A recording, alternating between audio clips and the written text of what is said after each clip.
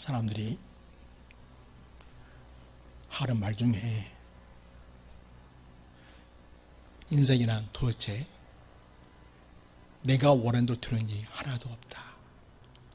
그렇게 말하는 것을 듣습니다.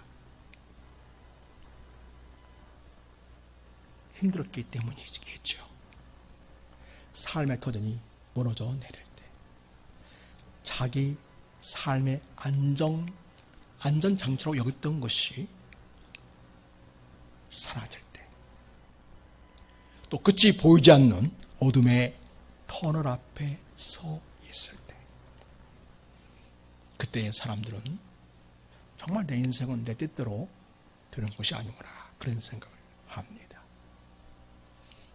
젊은이들은 내가 원하는 직장을 갖지 못할 때, 고3 학생들은 내가 원하는 대학 가지 못했을 때,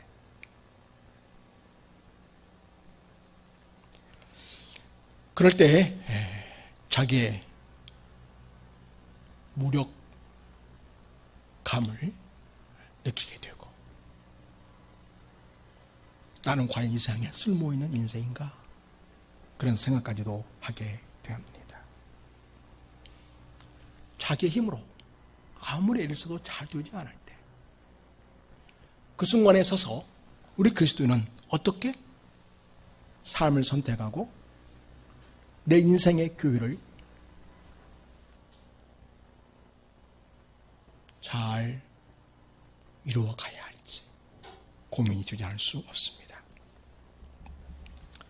오늘 우리는 우리가 읽은 사무엘상 27장 말씀을 통해서 이 다윗의 이야기, 다윗이 이스라엘 경내에 더 이상 머무르지 않고 블레셋 땅으로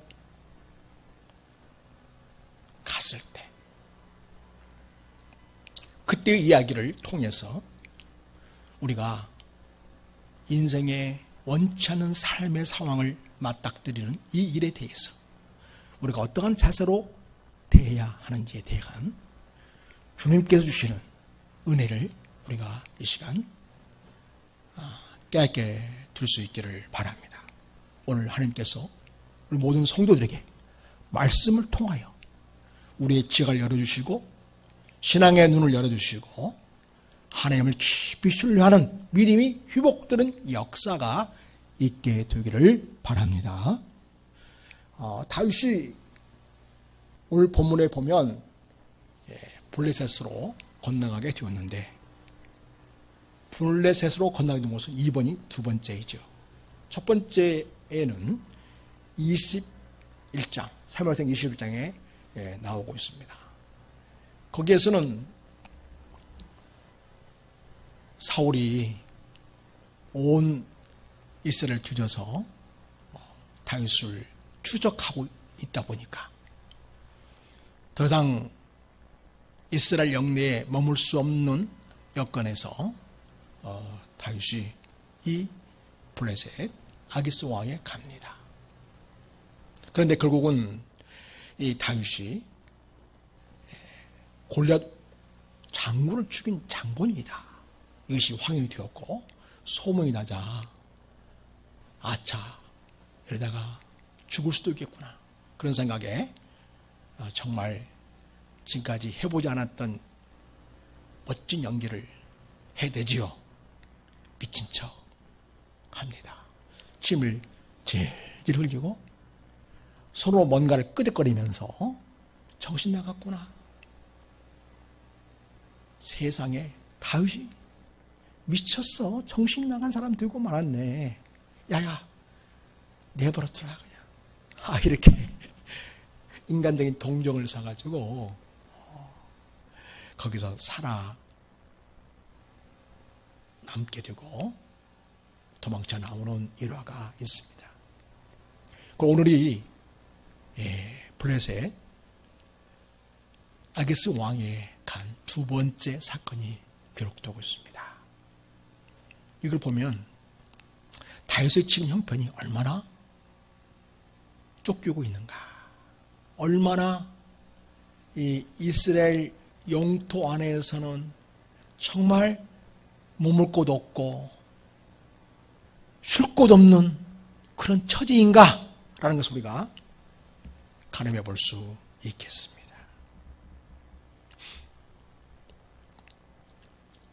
어떤 사람들은 다윗에 대해서, 블레셋으로 간 이 다윗에 대해서 왜 믿음이 없는 처신을 했는가 이렇게 이야기도 합니다.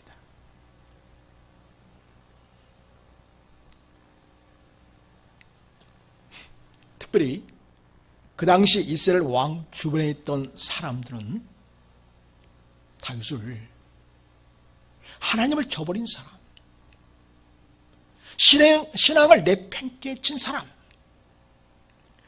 이스라엘의 사람으로서의 자기 정체성을 내던진 사람, 이런 정도로 비난하고 그렇게 다윗을 내몰았을 것이라고 생각이 됩니다. 근데 여러분,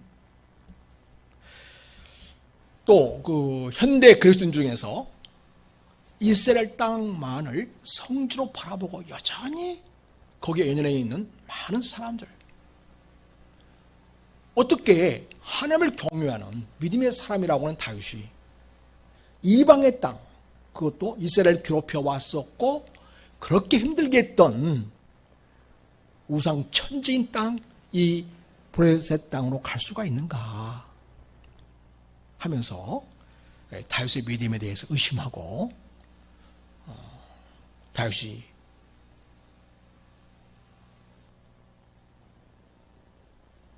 결국 하나님 온전히 신뢰하지 못하는 불신앙을 보이는 게 아니냐 이렇게 비난하기도 합니다. 근데 여러분, 다윗은 지금 혼자 이 아기스왕에게로 간 것이 아닙니다. 자기와 함께하고 있는 600명과 함께 움직이고 있습니다. 이 600명의 대부분은 이스라엘에서 고통받고 신음하고 억압받고 차별받던 사람들이었고요. 그렇지만 하나님을 신실하게 경외하고 남아 나위에서의 성령의 체험을 경험한 사람도 있고, 다윗과 함께 아둘람 굴에 머물면서 하나님이 그들과 함께 하시는 능력과 역사를 체험했던 사람들입니다. 그렇기 때문에 다윗이 독단적으로 불신앙적인 행동을 결정했다, 이렇게 보기가 참 어려운 일이죠. 왜냐니까 믿음의 사람들, 오직 하나님을 바라보고 살아가는 이 어려운 처지에 있는, 그리고 오직 다윗에게 희망을 걸고 왔던 사람들이 자기 주변에 있는데, 다윗이 불신앙의 모습으로 그들에게 보여짐으로써 그들이 실망하고 낙심할 수 있는 그런 선택을 과연 할 수 있었을까? 그 당시 정황으로 보면 그건 참 어려운 일이다. 그렇게 할 리 만무하다, 우리는 생각에 이르게 됩니다. 그렇습니다. 더 이상 끊임없이 사울이 다윗을 죽이려고 온 이스라엘에 정찰병을 두고, 그리고 어디에 있다는 보고를 받으면 즉시 뒤쫓아 나서는 이런 여건에서 이 좁은 이 이스라엘 땅에 머물 수가 없기 때문에 다윗은 이제는 진짜 하나님의 도우심만 바라고 내 생명과 안전, 그리고 함께하고 있는 사람들의 생명과 안전을 하나님께 전적으로 맡겨드릴 수밖에 없다. 그리고 현실적으로는 이스라엘 땅에 거주하기가 있기가 너무 어려운 상황이니까 사울의 눈을 피해서 오직 하나님의 도우심으로만 머물 수 있는 곳. 그리고 자칫 자기가 이방 땅으로 건너갔을 때, 블레셋 땅으로 건너갔을 때 거기에 있는 사람들이 자기에 대하여 적대적인 상황이 될 수도 있는 그런 상황도 예감할 수 있는데요. 그럼에도 불구하고 다윗은 그 모든 걸 뛰어넘어서 생명의 주관자이시며 역사의 주인이시는 하나님을 의지하고 그렇게 블레셋 땅으로 건너가서 피난처를 삼고자 하는 그런 마음이 있는 것을 보게 됩니다. 그래서 이제는 더 이상 이스라엘 영토도 이 다윗의 안전장치가 되지 못하고요. 그가 머물 곳인 이 블레셋 땅도 더 이상 그에게는 안전한 곳이 아니죠, 사실은. 그죠? 옛날에 이스라엘과 적대된 관계 속에 있는 그런 땅이었기 때문입니다. 그러면 당장 자기를 죽이게 나서는 이 사울의 칼날을 피해서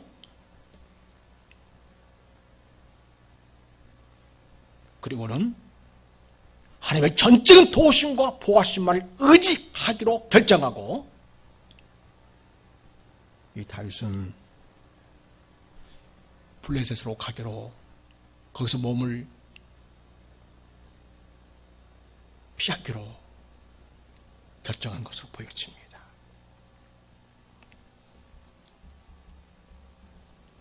여러분, 이런 어려운 일을 만날 때 내가 어떻게 일을 결정해야 할까? 그럴 때 우리는 하나님께 먼저 기도해야겠죠.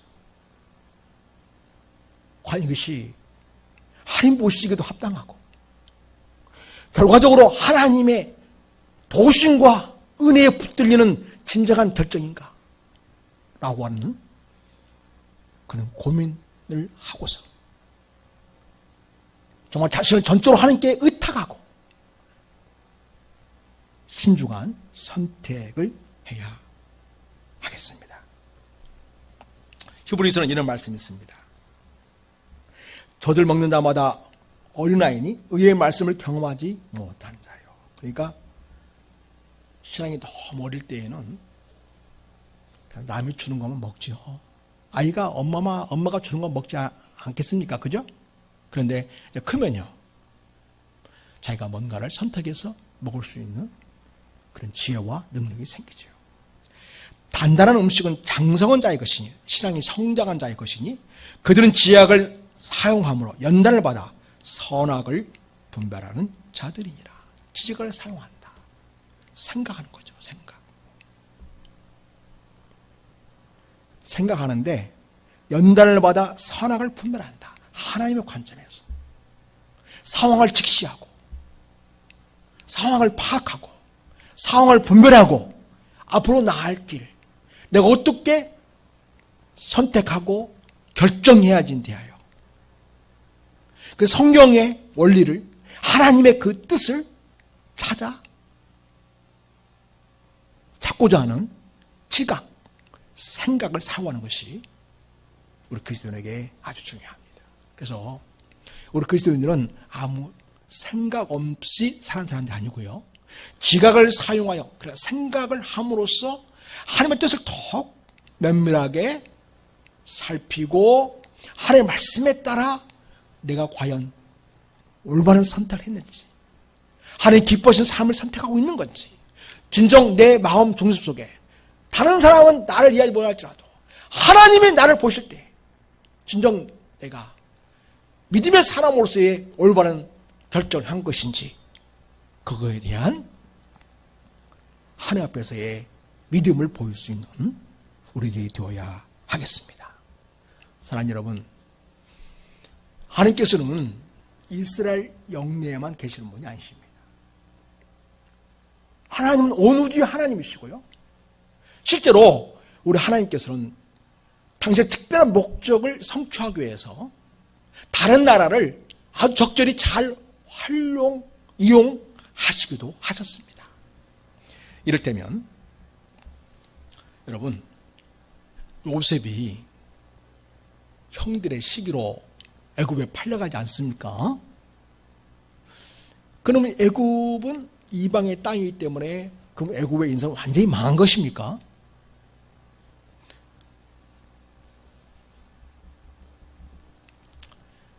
요셉이 온갖 고생을 하다가 하나님의 특별한 은혜와 섭리 가운데서 애굽의 총리가 됩니다. 꿈맨들 상가할 수 있는 일이었겠습니까? 아마 자기도 얼굴을 꼬집으면서 이게 생신인가 꿈인가 아마 그렇게 100번이고 확인을 하고 또 확인했을 것입니다. 아니, 노예로 팔려온 신세인 내가 어떻게 애굽왕 다음에 이 나라의 통치자로서 내가 세워줄 수 있단 말인가? 그것은 전적인 하나님의 인도하심과 보호하심과 섭리와 역사심이었습니다. 요셉은 그것을 너무나 잘 알고 있었던 것이죠. 내 인생의 주권은 내가 아니다. 내가 능력이 있어서 이 자리에 선 것이 아니고 하나님의 전적인 보호와 돌보심 속에서 내가 오늘 이 자리에 있게 된 것이다. 이걸 항상 의식했습니다. 그래서 형들을 만났을 때 이렇게 얘기합니다. 창세기 45장 4절 보면요. 4절부터 보면 요셉이 형들에게 이르되 내게로 가까이 오소서. 그들이 가까이 가니 이르되 나는 당신의 아우 요셉이니 당신들이 애굽의 판자라. 당신들이 나를 이곳에 팔았다고 해서 근심하지 마십시오. 한탄하지 마십시오. 하나님이 생명을 구원하시려고 나를 당신들보다 먼저 보내셨나이다. 애굽으로 자기가 팔려지게 된 것을 어떻게 해석해요? 하나님 나를 형들보다 먼저 나를 여기로 보내신 일입니다. 이렇게 해석을 합니다. 이 땅에 2년 동안 흉년이 들었으니 아직 5년은 밭갈이도 못하고 추수도 못할지라. 하나님이 큰 구원으로 당신들의 생명을 보존하고 당신들의 후손을 세상에 두시려고 나를 당신들보다 먼저 보내셨나니 그런즉 나를 이리로 보낸 이는 당신들이 아니요 하나님이시라.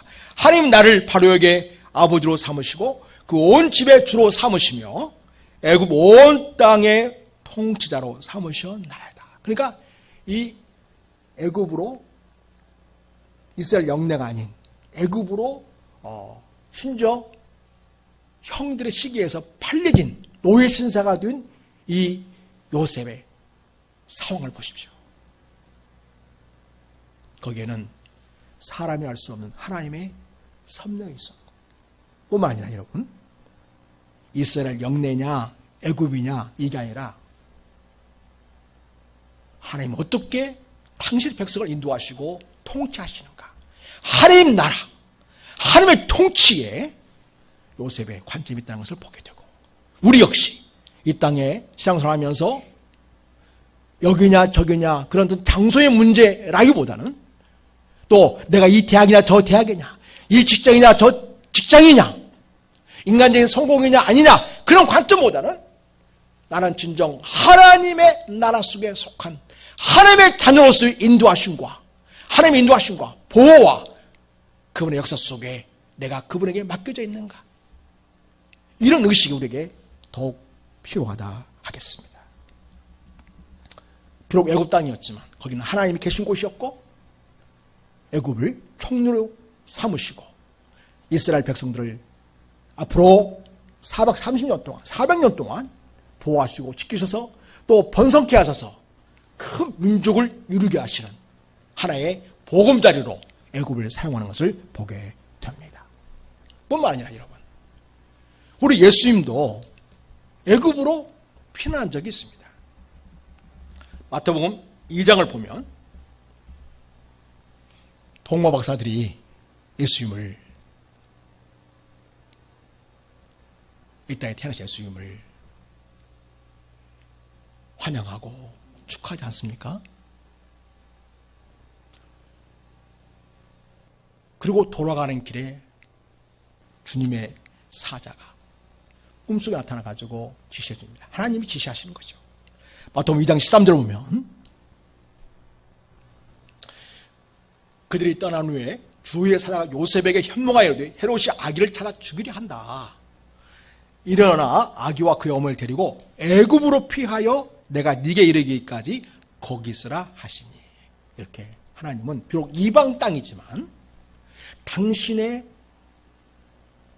아름다운 구원 역사와 하나님의 계획을 이루시기 위하여 애굽을 예수님을 보호한 하나의 방패로 그렇게 활용하신 것을 보게 됩니다. 그러니까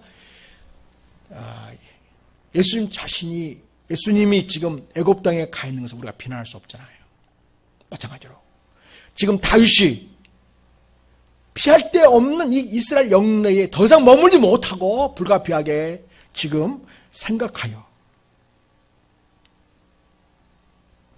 이 말은 하나님께 전적으로 맡기고 의존하고 기도하는 심정으로 하나님의 뜻을 분별하고 하나님의 인도하심을 구하는 그런 기도의 자세를 생각했다. 이렇게 볼 수가 있겠습니다.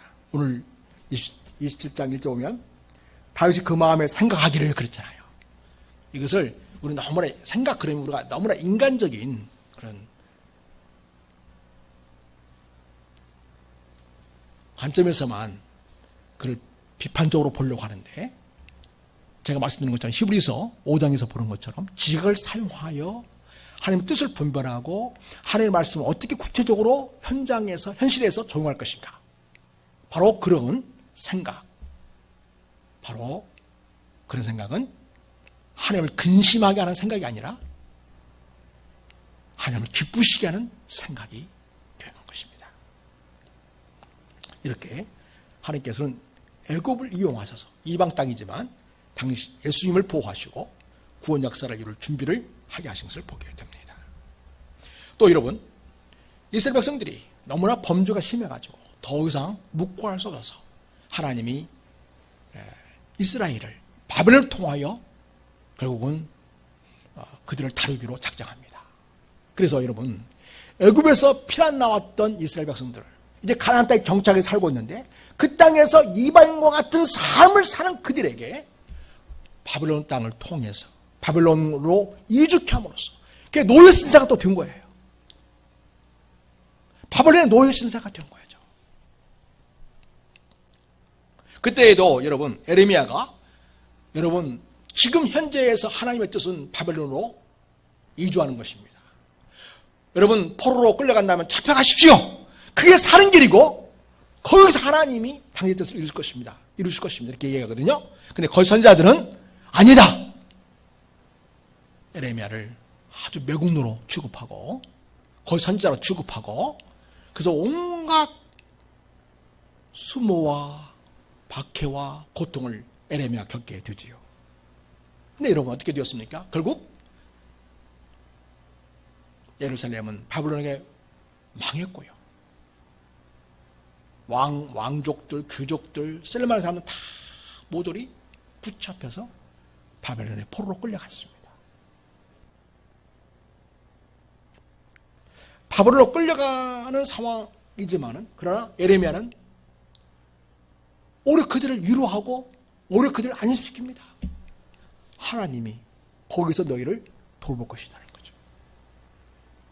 다시 말해서 주로 얼룩진 이스라엘 백성들을 바벨론에 난 도구를 통해서 포로 생활하면서 그들의 심령을 정화하고 새롭게 해서 다시금 이스라엘을 재건할 수 있는 준비를 하게 하시려는 것이 하나님의 계획이라는 것을 성경은 이야기해 주고 있습니다.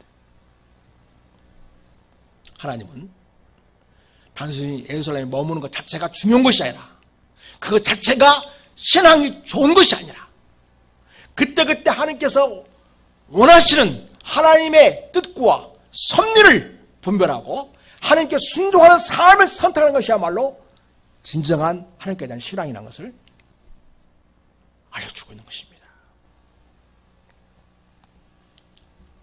이렇게 여러분 단순히 이스라엘이라는 이 팔레스타인, 이 이스라엘이라는 영토 안에 머무는 것만이 진정한 신앙이다라고 하는 이 지역주의에 갇힌 그런 관점을 탈피해서 하나님 나라는 단순히 지역 안에만 머무르는, 물론 하나님께서 머물라고 할 때는 머물러야죠. 또 실제로 그렇게 하셨고요. 그러나 하나님께서 지금은 거기 머물러 있을 때가 아니다. 머물러 곳은 다른 곳에 있다. 이렇게 말씀하시기도 하십니다. 그래서 특별히 그 초대교회의 7지사 중에 스데반 집사 같은 경우는 이 구약 역사 전체를 바라보면서 어떤 시각으로 보냐면 단순히 이 지리적으로 이스라엘 땅에 머무른 것만이 참된 신앙이라는 표지, 증거 이게 아니라는 거죠. 하나님은 온 우주에 충만하시고 당신의 백성이 있는 그곳에 하나님이 거기 계신다는 거죠.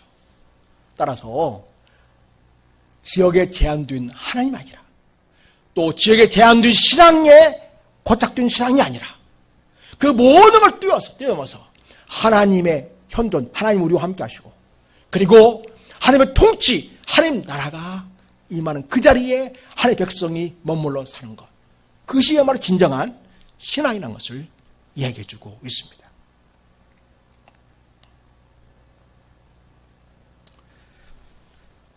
사도행전 7장을 보면 46절에 다윗이 하나님 앞에서 은혜를 받아 야곱의 집을 위하여 하나님의 처소를 준비하게 해달라고 했었죠. 솔로몬이 집을 지었습니다. 48절 보면 보세요. 솔로몬이 그렇게 아름다운 집을 지었지만 하나님이 뭐라고 하시는 거니? 그러나 지극히 높으신 이는 손으로 지은 곳에 계시지 아니하시나니 선지자가 말한 바 주께서 이르시되 하늘은 나의 보좌요 땅은 나의 발등상이니 너희가 나를 위하여 무슨 집을 짓겠으며 나의 안식할 처소가 어디냐? 이 모든 것이 다 내 손으로 지은 것이 아니냐 함과 같아요. 온 우주가 다 하나님의 것이라는 거죠. 당시 직접 손으로 지었다는 거죠. 그러니 인간들이 지금 손으로 아무리 인간의 눈으로 보기에는 대단하고 화려하고 엄청난 것 일처럼 보이지만은, 그러나 내가 거기 안에 갇혀서 내가 지낼 만한 곳이 아니다, 이렇게 말씀하는 거죠. 물론 솔로몬이 지은 성전을 봐셨어요. 그렇지만 온 우주에 충만하신 하나님, 온 우주가 감당할 수 없는 그 하나님을 이 조그만한 인간으로 볼 때는 정말 엄청난 비용을 들였고, 엄청난 시간을 들였고, 엄청난 아름다운 이 지상에 존재하는 이 평당 가격이 가장 말하면 어마어마한 그런 건물이 할지라도 하나님이 거기 계실 만한 곳은 아니라는 거죠. 그러면서 하신 말씀이 온 우주에 충만하신 하나님. 그러니까 중요한 것이 뭐냐면 진정 하나님께서 원하시는 삶의 자리에, 유튜브에서 얘기하면 우리 삶의 자리에 하나님을 인정하고 하나님 중심의 가치관을 가지고 하나님이 기뻐하시는 삶의 선택을 이루어 갈 때 하나님이 거기 계시고 우리와 함께하고 있다는 것입니다. 그곳이 어디라 할지라도. 그렇기 때문에 비록 이 말은 뒤에서 다시 오면, 비록 지금 다윗이 이스라엘 경내를 벗어나서 브레셋에 가서 피하려고 거주하고 있는 그 일이 단순히 불신앙이다 이렇게 판단할 일이 아니라는 거죠. 왜냐하면 다윗의 마음 중심에는 누가 삶의 주인이에요? 하나님. 자기 삶의 주권을 누가 가지고 있다고 믿어요? 하나님. 말씀드린 것처럼 더 이상 이스라엘은 안전한 곳이 아니에요. 사울의 손에 죽을 수도 있는 위기 상황이 늘 닥쳐와요. 또 브레셋 가서도 안전하지 않지만 그래도 사울이 어디에 다니고 있다면 군사들을 3,000여 명을 이끌고 정예부들을 이끌고 쫓아와서 자기를 죽이려고 하는 그런 상황은 아닌 거죠. 그래도 좀 나은 거죠. 브레셋 상황은. 그래서 전번에 한번 경험을 했기 때문에 아기스의 왕에게 가서 한번 경험했기 때문에 이번에는 더 좋은 생각을 가지고 다윗은 친밀한 생각, 전략을 가지고 하나님께 기도하면서 이 브레스 땅으로 몸을 피신했다고 할 수 있겠습니다. 따라서 자신을 하나님께 던져버리는 거죠. 어떤 눈에 보이는 지리적인 어떤 경내의 안전함에 의존하는 것이 아니라 자기를 전적으로 하나님의 손에 맡겨버린 것이죠. 하나님만이 나의 보호가 되십니다.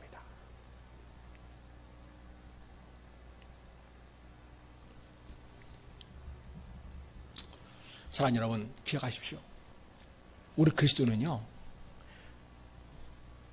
우리가 지금 살고 있는 집이나 내가 가지고 있는 직장이나 어떤 수입이 우리 삶에 진정한 안정이 되지 못합니다. 잠깐 이용하는 거, 잠깐 약간 이용하는 거예요. 하나님이 이용하게끔 이렇게 하나님께 다 기회를 주신 것이죠. 꼭 기억하셔야 됩니다. 그래서 이 세상에는 그 어떤 거 의존하는 거, 그거는 신앙이 아닙니다. 하나님이 활용하라고 주신 것으로 알아야지 내가 붙들고 의지하고 내가 그것이 나를 안전할 것이라고 하는 생각하는 그런 생각은 내려놓아야 합니다. 사랑하는 여러분, 우리 주님은 지금 어디 계시죠? 십자가에 죽으셨다가 부활하셨어요. 그 지금 어디 계십니까? 한 보좌에 계시죠? 바울은 골로새서 3장에서 이렇게 얘기합니다. 그러므로 너희가 그리스도와 함께 다시 살렸음을 받았으면 위의 것을 찾아라. 거기는 그리스도께서 하나님 우편에 계시느냐. 그러니까 여러분, 우리가 어디 있든지 무엇을 하든지 어디 있을 수도 있고 무엇을 할 수도 있어요. 주는 일이 아니라면. 그런데 항상 우리 삶의 중심 어디를 지향해야 돼요? 위의 것을 찾아라. 거기가 뭐가 있어 그렇죠? 거기는 그리스도께서 하나님 우편에 앉아 계시느니라. 우리의 십자가에 죽으셨고 부활하셔서 우리를 지금도 돌보시고 우리를 위하여 기도하시고 우리를 돌보시고 있고 우리 구원 역사를 이루고 계시는 그 주님이 하나님 우편에 앉아 계신 바로 거기를 향하여 우리 시선이 거기에 있어야 되고 우리 삶의 자리는 어디 있든지 무엇 하든지 위에 계신 주님을 바라보는 그런 신앙, 전적인 하나님을 바라보는 신앙, 전적으로 주님을 바라보는 신앙, 이것이 우리에게 있어야 하겠다는 것입니다. 고린도서 3장 1절을 보면 금방 말씀드렸고, 그러므로 2절 위의 것을 생각하고 땅의 것을 생각하지 말아라. 3절에 이는 너희가 죽었고, 자, 그 다음 너무 중요하니까 같이 읽어요. 이는 너희가 죽었고, 그 다음에 너희 생명이 어디 안에 있다고요? 그리스도와 함께 하나님 안에 감춰졌습니다. 여러분, 내 생명이 하나님 안에, 하나님의 그 보호, 하나님 감춰있다면 하나님의 보호 속에 있다는 거죠. 하나님의 보호 속에 있기 때문에 안전한 것이지. 종교적 어떤 일정한 장소, 종교적 어떤 행위, 어떤 그런 것들이 나를 안전하게 하는 게 아닙니다, 여러분.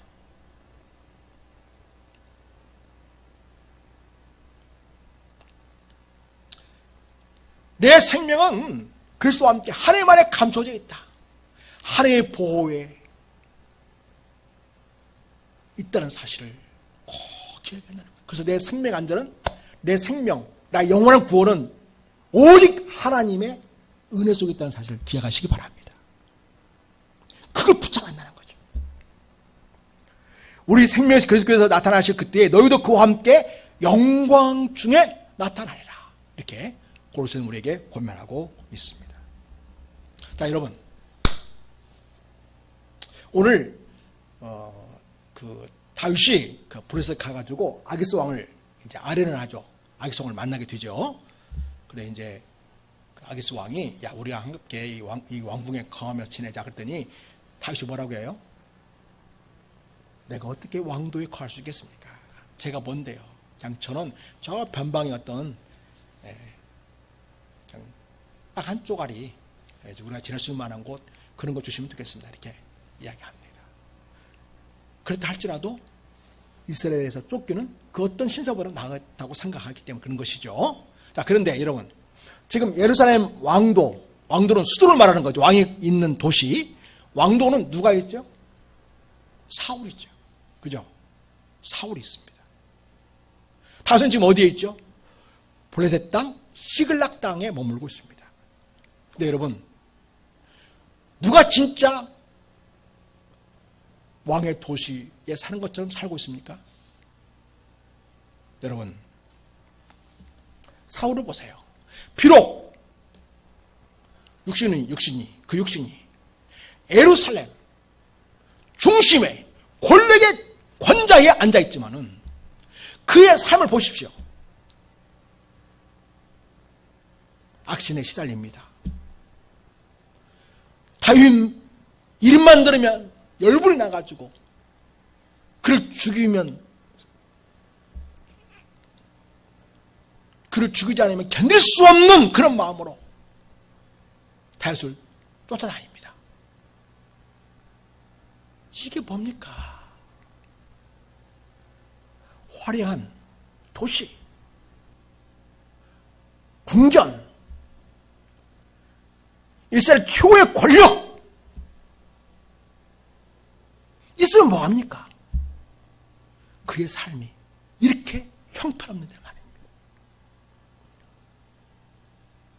그는 하나님 통치 아래 있지 않았습니다. 사울은 하나님의 통치 아래 있지 않았습니다. 하나님의 말씀과 하나님의 인도하심과 하나님의 주권 속에 자기 삶을 의탁하고 하나님을 전적으로 의존 하는 삶을 살지 않았습니다. 아무리 좋은 것에 살아도, 아무리 대단한 권력을 가지고 있어도 하나님 없는 그의 인생 너무 초라하고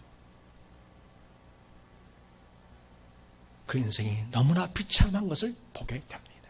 그러나 여러분, 비록 이방 땅, 블레셋 땅, 시글락의 변방에 머물러 있다 할지라도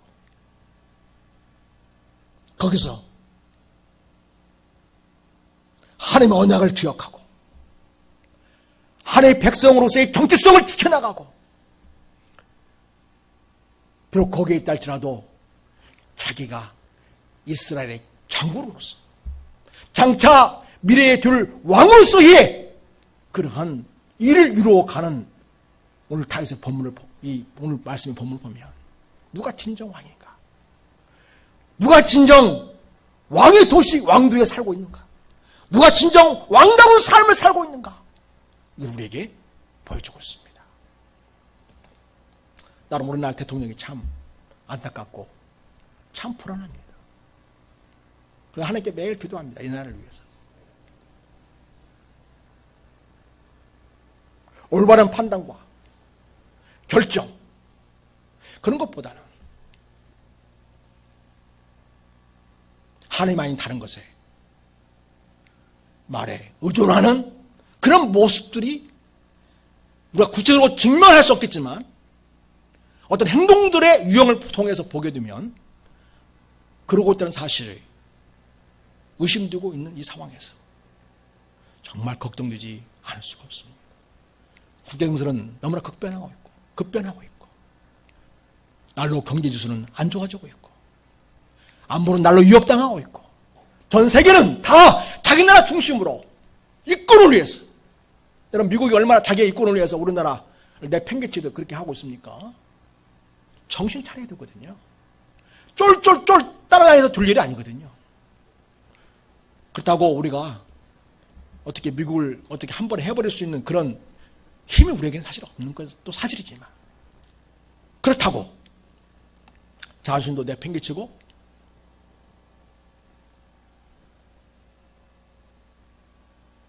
자존감을 지키지 못하는 그런 모습들이 얼마나 우리 국민들을 마음 안타깝게 하는지 모르겠습니다. 누가 진정 왕인가? 누가 진정 대통령인가? 라고 하는 것입니다. 사울이 왕도에 살고 있고 지위의 권력을 갖고 있지만 하나씩 초라할 그지없는 이 모습을 바라보면서, 그러나 그 땅에 살 수가 없어서 도망쳐 나와 저 블레셋 땅에 한 귀퉁이 시글락 땅에 머물면서 살고 있지만 왕 같은 위엄을 가지고 이스라엘 장군으로서의 그러한 배포를 가지고 하나님의 자녀다운 하나님의 언약을 지켜나가고자 하는 그 열정과 헌신된 그 다윗을 바라보면서 누가 진정 왕인가? 누가 진정 왕도에 살고 있는가? 라고 하는 것을 우리는 질문할 수 있겠습니다. 진정 왕도, 진정한 왕 다음 어디 있겠습니까? 하나님의 통치를 받고 선조 하나님을 의지하고 온전히 하나님을 붙드는 믿음, 바로 그걸 가지고 사는 것이 왕도요. 바로 그렇게 사는 것이 바로 왕다운 삶이라고 할 수가 있겠습니다. 시편 11편은 다윗이 지은 시인데요. 이런 말씀이 있습니다. 내가 여호와께 피하였거늘 너희가 내 영혼에게 새같이 네 상으로 도망하라 하면 어찌함인가. 악인이 활을 당기고 화살을 시위에 먹이며 마음이 바른 자를 어두운 데서 쏘려하는도다. 터가 무너지면 의인이 무엇을 하랴. 여호와께서는 그의 성전에 계시고 여호와의 보좌는 하늘에 있음이며 그의 눈이 인생을 통촉하시고 그의 안목이 그를 감찰하시도다. 그래서 여러분, 하나님이 그의 왕이시고 하나님이 감찰하시고 하나님이 보호하시고, 오늘 이 다윗의 고백은 내가 여호와께 피했다고 말합니다. 블레스로 피하는 것은 단순히 이스라엘을 배반한 것이 아니라 하나님께 피하기 위하여 그렇게 결정했다는 그런 다윗의 모습. 물론 이 시는 시편 11편은 일찍 다윗의 초기에 지어진 시라고 합니다만, 어찌든지 그 마음 중심에 항상 뭐가 있냐면 나는 여호와께 피한다, 이런 것이죠. 그러니까 다윗이 어떤 생각했냐면 내가 지금 여호와께 피하는 길이 무엇인가, 이런 고민했다는 거죠. 내가 진정 믿음으로 하나님을 선택하고 하나님 나라를 위하고 이스라엘을 위한 진정한 선택은 무엇이어야 하는가, 이런 고민 속에서 그런 지금 불가피한 브레셋에 머무르는 선택을 했다는 것을 알 수가 있겠습니다. 지난 19일은 영국 여왕 엘리자베스 2세가 돌아가셔서 장례식이 있는 날이었죠. 런던에 모인 세계 각국 정상들, 에드와르의 인파가 엄청났습니다. 그의 왕실은 화려했고 사람들은 거기에 주목합니다. 그러나 오늘날 그리스도인들이 주목할 것은 어느 곳일까요?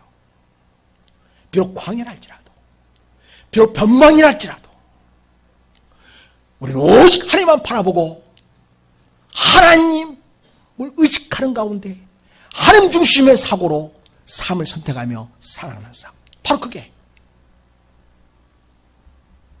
우리가 살아가야 할 삶의 자리고요, 추구해야 할 삶의 목표라고 할 수가 있겠습니다. 비록 광야에 찬바람이 불겠지만,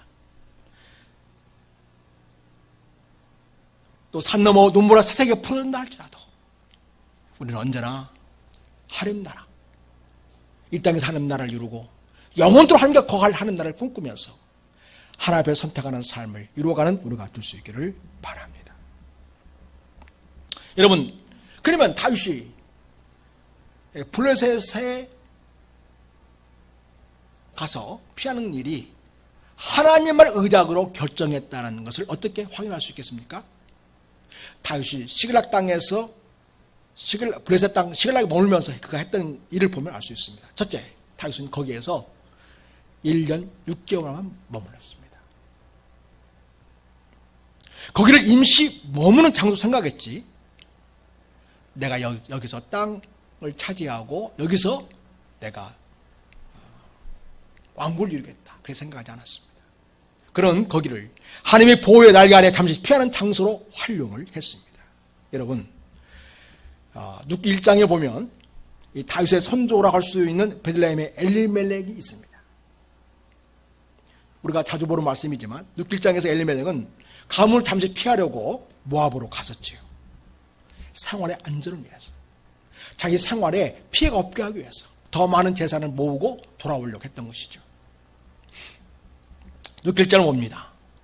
사사들이 칠하던 때에 그 땅에 흉년이 들었다. 유다 베들레헴에 한 사람이 있었는데 그의 아내와 두 아들 데리고 모압쯤에 가서 거류하였다. 잠시 머물려고 했는데 계속 머물게 된 거예요. 그 사람의 이름은 엘리멜렉이다. 그의 아내의 이름은 나오미요, 그의 두 아들의 이름은 말론과 기룡이니 유다 베들레헴 에브라 사람들이다. 그러니까 이제 여러분, 다윗의 고향 어디예요? 베들레헴이잖아요. 그 앞대에 바로 유다 땅 베들레헴에 있었던 엘리멜렉입니다. 그들이 모압 지방에 들어가서 거기 살더니 나오미의 남편 엘리멜렉이 죽어요. 나오미와 그의 두 아들이 남았는데 그들은 모압 여자 중에서 그들의 아내를 맞이했는데 그 하나의 이름은 오르바고 하나의 이름은 누시더라. 그들이 거기에 거주한 지 10년째, 10년 됐어요. 10년. 말론과 기론 두 사람이 다 죽고 여린 두 아들과 남편의 뒤에 남았더라. 남은 것이 뭐가 있어요? 가부들만 남았어요. 자기 아내와 두 참.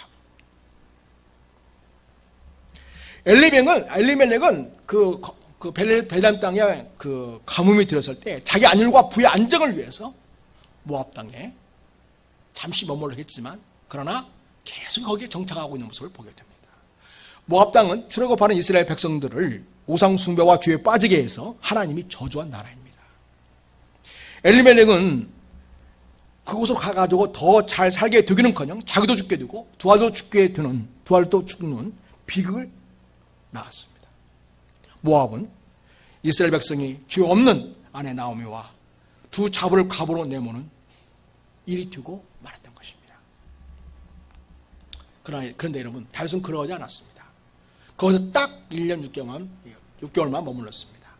시글락에서 군조 같은 권세와 그 다음에 영향을 끼치면서 살 수 있었지만 그런 자기가 이스라엘 민족이라는 자기 정체성과 자기 할 일이 무엇인지를 잊지 않았습니다. 또한 다윗은 거기서 약속의 땅 가나안 정복의 역사를 계속 이루어가는 모습을 보여줍니다. 여러분 8절을 보십시오. 8절을 보시기 바랍니다. 8절. 예, 우리 같이 한번 쭉 읽겠습니다. 시작. 다윗과 그의 사람들 올라가서 구술 사람과 기리스 사람과 아말렉 사람을 침노하였으니 그들 애쪽부터 술과 애굽 땅으로 지나가는 지방의 주민이라. 다윗이 그 땅을 쳐서 남녀를 살려주지 아니하고 양과 소와 나귀와 낙타와 의복을 빼앗아 가지고 돌아와 아기스에게 이르매. 그 다윗 한 일을 보면 꼭 여호수아가 가나안을 정복할 때 그때 보여준 모습과 똑같죠. 그러니까 지금 다윗이 브레셋에 들어가 가지고 거기서 한 일을 뭐였냐면 계속해서 여호수아가 아직 이루지 못한 완성하지 못한 가나안 정복의 역사를 계속 이루어가는 모습을 지금 보이고 있다는 겁니다. 여호수아와 갈렙이 저승으로 간 지 많은 세월이 걸렸지만 이 다윗은 하나님이 아브라함과 그 후손에게 주신 약속의 땅을 차지하는 명령을 그대로 받고 다윗은 자기 시대에서도 이 가나안 정복은 계속 이루어갈 일이라고 여겼던 것입니다. 비록 그는 다른 나라에 빌붙여 사는 신세였지만 그런 가나안 족속을 처리하는 일들이 위험천만했지만은 다윗은 여호수아처럼 그리고 갈렙처럼 믿음의 용명을 발휘해서 가나안 영토를 넓혀가는 일을 했습니다. 다윗이 한 일은 여호수아가 가나안 정복은 바로 하나님 주신 언약의 땅으로 들어가 차지하는 명령을 수행하는 일의 연장선으로 보여주고 있습니다. 여호수아 때 갈렙이 적진 깊이 들어가 목숨 걸고 나이가 85세가 되었지만은 헤브론 산지를 차지했던 것 같은 그런 믿음의 용명을 발휘하는 모습을 지금 다윗이 보여주고 있습니다.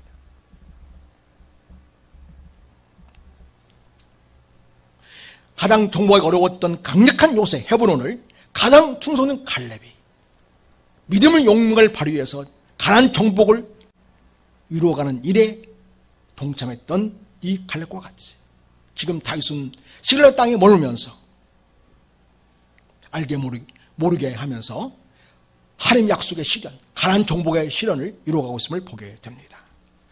다윗이 브레스에 들어간 일은 사울의 추격로부터 안전을 확보하는 그러한 일이기도 했지만 다윗은 거기서 이스라엘 장군으로서의 위엄을 보여주고 있습니다.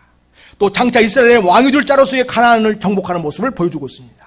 그러니까 다윗이 블레셋으로 들어간 것은 호랑이를 잡기 위해서 호랑이 굴로 들어간 셈이 됩니다. 그런 이스라엘 장군처럼 장차 이스라엘 왕이 될 자로서 하나님 나라의 역사의식, 언약 백성의 정체성을 갖고 이 시글락 땅에 머물고 있음을 봅니다. 또 그는 그 일을 지롭게 했습니다. 정말 전략을 펼 때는 주도세도 모르게 일을 처리하고 그리고 돌아와서 아기스 왕한테 어디 갔다 왔냐, 어디를 침략해 갔다 왔냐 하면 다윗이 10절에 유다와 네겝과 여라무엘 사람의 네겝과 겐 사람의 네겝입니다. 그냥 유다를 찾다고 이야기해요. 그래야 아기스가 좋아할 테니까. 왜냐하면 아기스는 자기 적국이 유다라고 생각하고 있지 않습니까? 근데 유다에서 온 장군이 자기 할 일을 대신해주고 있으니까 자기는 좋다고 생각하는 거죠. 그리고 다윗을 찰떡같이 믿죠. 이게 다 다윗의 전략이었다는 것입니다. 여러분, 우리는 이 시대에 왕같은 재생이라고 말합니다. 베드로전서 2장 9절을 보겠습니다. 베드로전서 2장 9절을 보면 그러나 너희는 택하신 족속이요. 같이 읽겠습니다. 시작. 그러나 너희는 택하신 족속이요.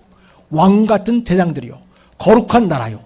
그의 소유가 된 백성이니 이는 너를 어두운 데서 불러내어 그의 기이한 빛에 들어가게 하신 이의 아름다운 덕을 선포하게 하려 하십니다. 여러분, 베드로 전후서는 이 세상에 흩어져 나그네로 살고 있는 유대 그리스도를 비롯한 모든 그리스도에게 주어진 편지입니다. 핵심 메시지는 뭐냐면 이 세상을 영원한 거주지로 여겨서는 안 된다는 거예요. 이 세상은 잠시 머무는 장소라는 거예요. 이것이 바로 베드로 사도의 일관된 말씀이 되겠습니다. 그래서 여러분, 우리가 세상과는 구별된 자로서 세상에 살되 그러나 세상적인 가치관과 생활 방식을 따라 살아서는 안 된다는 것입니다. 하나님의 백성은 하나님 나라의 가치관을 가지고 하나님의 백성답게 살아내는 일이 중요하다고 이야기하고 있습니다. 그걸 꼭 기억하라는 것입니다. 너희는 택하신 족속이다. 하나님이 택하신 족속이다. 너희는 왕같은 제사장이다. 너희는 거룩한 나라다. 너희는 하나님의 소유가 된 백성이다. 이 정체성을 기억하고 이 나그네로서 이 땅에 이 세상에 살아야 할 것을 이야기해 주고 있습니다. 그러니 하나님 백성답게 하나님의 자녀답게 왕처럼 당당하게 살아내라는 말씀이 되겠습니다. 이는 너희를 어두운 데서 불러내어 그의 기이한 빛에 들어가신 이의 아름다운 덕, 하나님의 덕을 선포하게 하려 하십니다. 온 생에 하나님의 위대하심과 그 능력과 위엄을 찬양하고 경배하는 그런 삶을 살아낼 것을 하나님 우리에게 요청하고 있다는 거죠. 비록 이 세상에 나그네로 살고 있지만 말입니다. 그런데 우리는 이 세상에 종으로 노예로 사는 것이 아니라 하나님의 거룩한 백성으로서 왕같은 제사장답게 하나님의 나라로서 이 땅을 살아갈 것을 하나님 요구하고 있다는 것을 기억하시기 바랍니다. 사랑하는 여러분, 여러분 생각하기에는 다윗을 쫓아다니며 죽이려고 하는 사울이 왕같은 권세를 두르고 있습니까? 비록 변방을 떠돌고 있지만, 그래서 하는 수 없이 이방 땅 브레스 땅에서 머물고 있지만은, 그러나 가나안 땅, 아직 정복하지 못한 땅을 정복하는 이 다윗이 진정한 왕같은 권세를 누리고 있는 것입니까? 도대체 어디가 왕도이고 어디가 왕국입니까? 사랑하는 여러분이요, 왕이신 하나님이 내 인생의 주로 계신 그곳이 바로 왕도입니다. 내 인생의 수도인 거죠. 예수를 믿는 자에게 주시는 하나님의 잔인한 권세를 가지고 세상 속에서 당당하게 살아가는 모습이야말로 하나님이 다윗에게 기대했던 모습이고 오늘날 우리들에게도 기대하고 있는 모습이라는 것을 기억하시기 바랍니다. 여러분 기억하십시오. 이 세상의 그 어느 곳일지라도 하나님과 함께 사는 곳이 왕도입니다. 거기가 수도입니다. 여러분 왕도란 말은 한글로 하면 똑같은데 두 가지로 우리가 볼 수 있겠죠. 왕도, 왕의 도시, 수도죠, 수도. 또 왕도, 이건 뭐예요? 지름길을 말하는 거죠. 왕의 길, 왕이 사는 길을 이야기도 합니다. 여러분 왕도, 수도의 의미에서 보면 하나님과 함께 사는 곳이 바로 왕도이고 수도입니다. 여러분 봉동에서 내가 하나님과 함께 살고 있다면 여기가 바로 내 인생의 수도입니다. 여기가 바로 서울이란 말이에요. 지방 나온 친구들은 많은 컴플렉스를 가지고 살아가는 걸 보게 됩니다. 사랑하는 여러분, 내가 하나님을 모시고 하나님의 자녀로서 내가 지방을 다니고 있어서 하나님이 계신 곳이기에 거기가 바로 수도권 대학인 것이고 가치 있고 영광스럽고 아름다운 미래가 있는 그런 곳이라는 것을 기억하시기 바랍니다. 우리 가치의 전환이 필요합니다. 그래서 지방대학 나왔다고, 영어 좀 못한다고 쫄지 마세요. 돈도 없다고, 아파트는 작다고, 내가 월세 산다고 쫄지 마세요. 여러분은 하나님 나라의 시민이에요.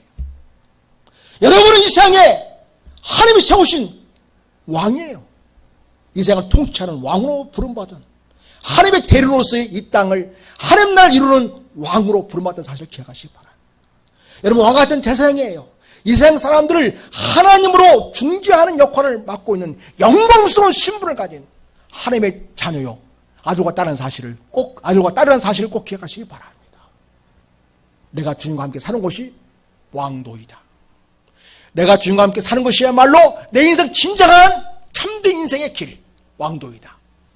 기억하시고, 사랑하는 여러분, 다시 살았던, 오직 하나님을 전적 바라보며 하나님께 내 인생을 던져버렸던 그 타협처럼 우리도 그렇게 믿음으로 하나님 앞에서 살 수 있기를 예수의 이름으로 부탁하고 축복합니다. 하나님 아버지, 비록 쫓기는 신세였지만, 그래서 이방 땅으로 건너가 살 수밖에 없었지만, 그러나 전적으로 하나님을 의존하고 하나님께 자기 인생을 내던지고 오직 하나님의 은혜, 오직 하나님의 의지, 오직 하나님의 주권을 신뢰하며 믿음으로 살아갔던 다윗과 같이, 주여, 비록 우리의 삶 현장이 고단하고 내 마음에 들지 않고 때로 힘들고 어려운 상황이 있다 할지라도 내가 사는 곳이 곧 왕도요, 내가 사는 길이 진정 하나님께 원하시는 주님을 따라가는 왕도라는 사실을 기억하고 이 세상에서 당당하게 하나님의 자녀로서 살아가는 주의 자녀들이 되게 하여 주시옵소서.